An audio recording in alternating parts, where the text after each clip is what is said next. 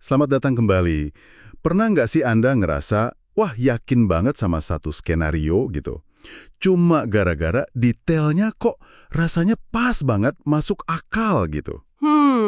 Sering ya kejadian kayak gitu. Nah, hari ini kita mau coba bongkar nih salah satu trik pikiran kita yang cukup menarik ya.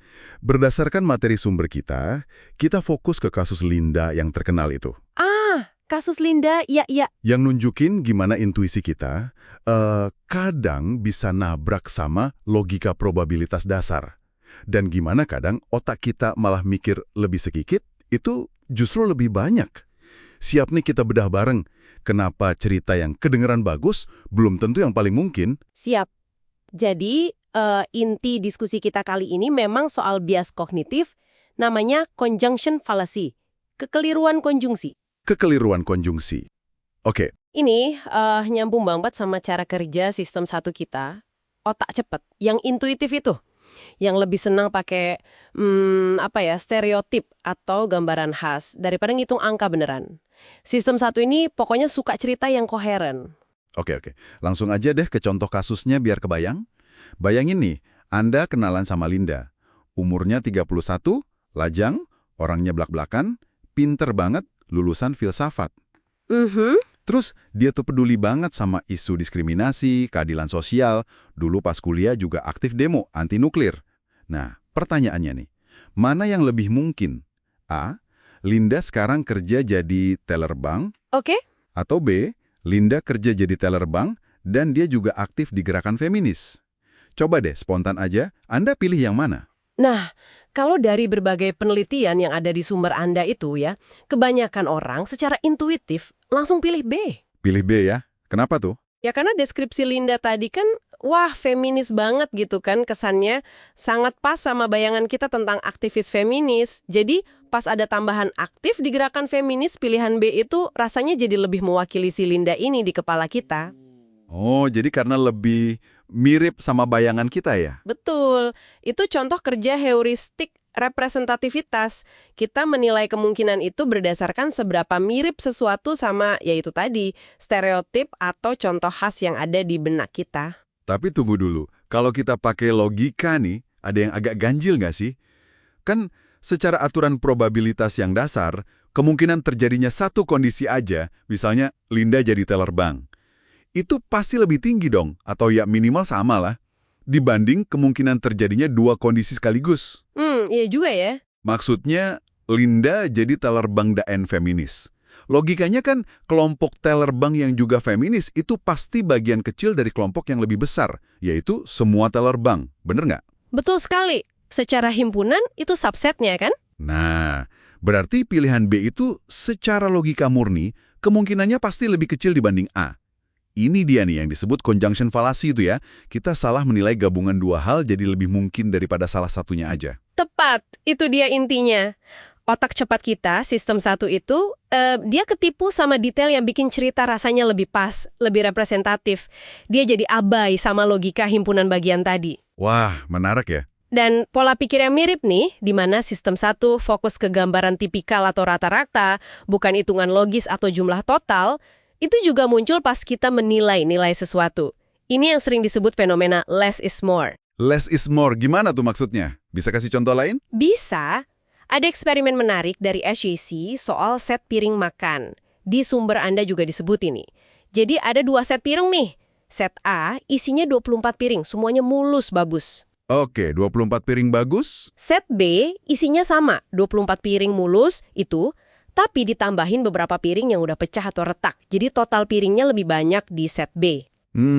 Oke, jadi set B piringnya lebih banyak tapi ada yang cacat. Terus? Nah, pas orang diminta menilai berapa harga masing-masing set ini, tapi secara terpisah ya, nggak dibandingin langsung, anehnya, set B yang piringnya secara objektif lebih banyak, itu justru dinilai lebih murah daripada set A. Loh, kok bisa gitu? Kan piringnya lebih banyak. Nah, itu dia. Karena piring-piring yang pecah atau retak itu dianggap merusak nilai keseluruhan set. Dia menurunkan nilai rata-rata di mata kita. Sistem satu kita itu mikirnya cenderung pakai rata-rata atau prototype. Oh, jadi karena ada yang jelek, kesan keseluruhannya jadi turun ya? Meskipun jumlah barang bagusnya sama aja. atau bahkan totalnya lebih banyak. Betul. Piring pecah itu jadi kayak pengganggu yang bikin nilai rata-ratanya turun. Kita nggak fokus ke jumlah total barangnya. Jadi nyambung nih ke kasus Linda tadi. Berarti nambahin detail feminis itu kayak nambahin piring pecah tadi ya, dalam konteks probabilitas. Bisa dibilang gitu analoginya. Detail feminis itu bikin cerita Linda jadi lebih pas. Secara stereotip, lebih representatif buat sistem 1. Tapi secara logika probabilitas, detail tambahan itu justru bikin skenarionya jadi lebih sempit, lebih spesifik, dan karena itu kurang mungkin terjadi. Mungkin. Tapi karena ada detail tambahan yang bikin ceritanya lebih pas, rasanya jadi more gitu ya, lebih meyakinkan gitu ya. Tepat sekali. Representativitas mengalahkan logika probabilitas. Dan bias ini kuat banget loh. Di sumber Anda juga disebut, bahkan mahasiswa pasca sarjana yang udah belajar statistik aja banyak yang kejebak sama soal Linda ini. Wah, serius? Sampai segitunya ya? Iya, dan pas dijelasin logikanya, respon mereka tuh seringkali kayak, ya terus kenapa? Atau tetap aja kekeh sama intuisi awal mereka. Ini nunjukin betapa, sulitnya ya buat sistem 2 kita yang mikir pelan dan logis itu buat ngoreksi kesimpulan cepat dari sistem 1 yang udah terlanjur nyaman sama cerita yang bagus. Gila sih. Intuisi kita bisa sebandel itu ya.